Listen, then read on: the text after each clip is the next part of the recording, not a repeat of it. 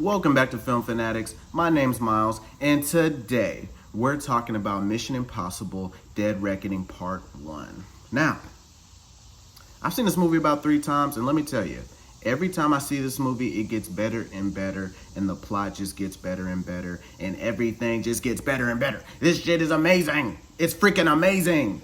I'm sure everyone's seen it by now, but if you haven't seen it, you're missing out. But it's about to be on streaming, so you'll be good. So later on in the video, we'll get into what happens, what I like about the movie, what I dislike about the movie, things we can talk about, and all that will come later. But first, I want to thank all 13 of my subscribers.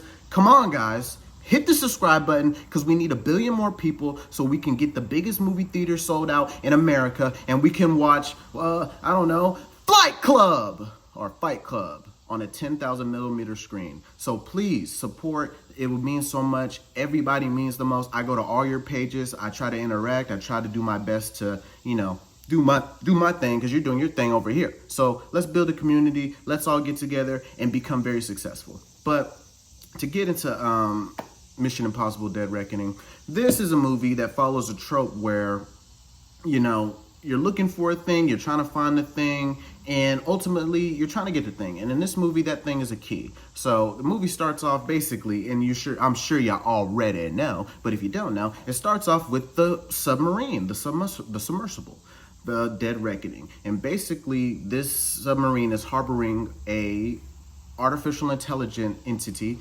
that is so stealth, so amazing that it's allowed this ship to go undetected through multiple seas, and it's just the bamf. And throughout the movie, you really get to see how powerful this AI is, how powerful this threat is, and it's actually freaking scary. It scares the bejesus out of me. Anything, it's like this is more scary than anything, because this AI can calculate people into scenarios and have outcomes come.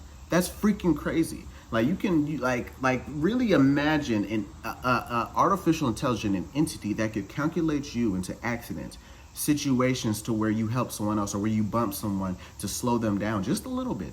That is remarkable. It's amazing. It's phenomenal. And I think in today's time, that's a way more relevant message than ever, because I'm sure other movies have done this trope before, but it's like, okay, yeah, 2021 A Space Odyssey. Get out of here. Let me get off the ship. Let me pilot the ship. But no.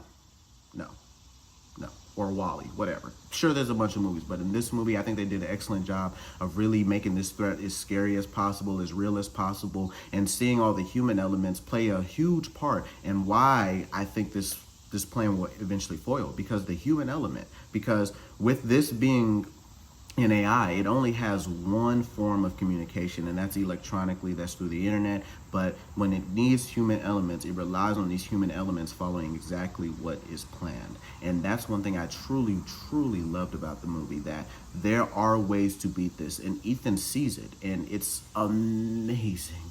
And after this AI goes rogue and blows up the submersible, somehow, some way, some people get this key. I don't know how the F they get it, but they eventually get this key. Obviously, the AI calculated people into finding this, and now we're going on a wild goose chase for 2 halves of a whole key. And we go on this great adventure where we get to see Scotty, we get to see, I forget the other dude's name, but he's a master cracker. He's actually more realistic than the Fast and the Furious, Rome and all these other people. He's way more realistic. Like, I think those dudes started off in a garage or doing something real random. Like, this dude has been doing this. He's trained. He's in the MIF, mother effer. So they end up looking for this. They realize, Ethan Hunt does realize, though, that most governments do want to control this. Most people in parties of interest do want to control this entity, and they definitely want to bring this to their country and be savoring heroes and say, yep, we're going to kill every country. We're the new superpower. We're roaming this motherfucker. So that's really the goal for every country. So this key can create enemies, gain enemies, and all these different things that lead to something catastrophic. And Ethan Hunt realizes this, and he takes it upon himself, and his team takes it upon himself to acquire this key, figure out what it opens, get to the bottom of everything, to get to a point where they're all like, okay, we're gonna destroy this motherfucker.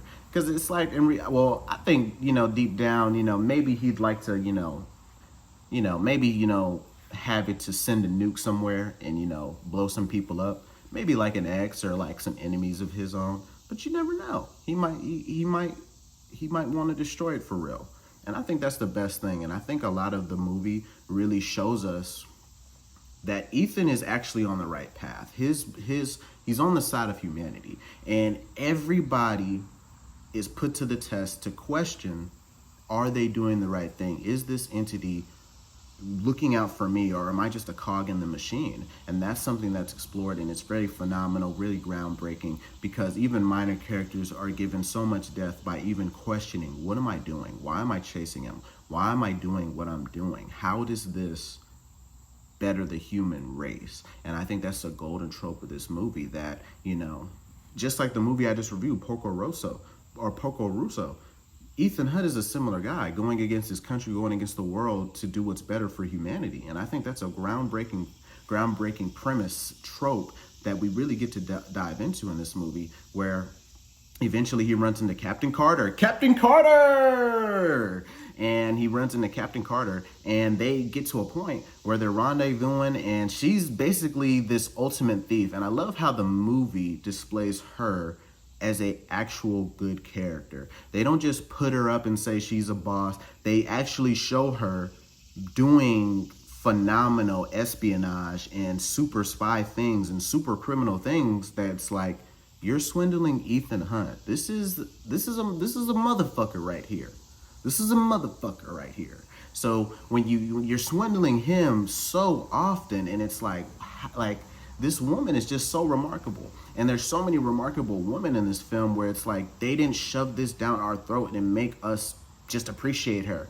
And I'm so glad that they took that route, which enhances the movie, which makes the decision to bring her into the MIF at the end of the movie makes so much sense, because it's like, she's that woman. Like, it makes sense. Like, they tried to do that Indiana Jones and it freaking flopped with Phoebe. And it's like, I had to go look at hella YouTube videos to realize, oh, they were trying to get us to make you think she's pretty, or they were trying, like, I didn't feel that. Like, she's none of those things. It's like, I was just watching a movie. But, you know, realizing these things, it was like, holy hell, this is crazy. Like, we should really talk about this, and we should really get into a point where movies show us good characters, good character development, good death, instead of just shoving down an idea down our throat, because that's way better in my opinion. But like I said, she's stealing the key from him. They go on this wild goose chase. They're being chased by basically everybody, because this key is just so important to everybody. So they eventually get to a point where ultimately, you know, Ethan Hunt does get the key back after a wild goose chase through a train, multiple trains, a lot of Tom Cruise running pumpy arm scenes. Overall, I think this movie is fantastic. Couple cons I have, none, because this movie's freaking amazing. I guess the only con you can have as a consumer is it is almost 3 hours. It is a part one. I know not everyone's a fan of part ones or 3-hour movies, but I think this movie does a good job of really hooking you at every facet, every point, even at the slow moments.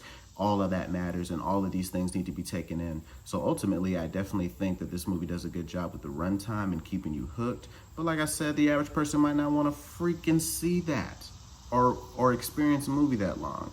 And like I said, overall, this movie's great. But if you made it to this point in the video, thank you so very, very much. Consider leaving a like, comment, definitely subscribe. We need 1 billion more people. Once we get these billions of people, because I work like 2-3 jobs, man.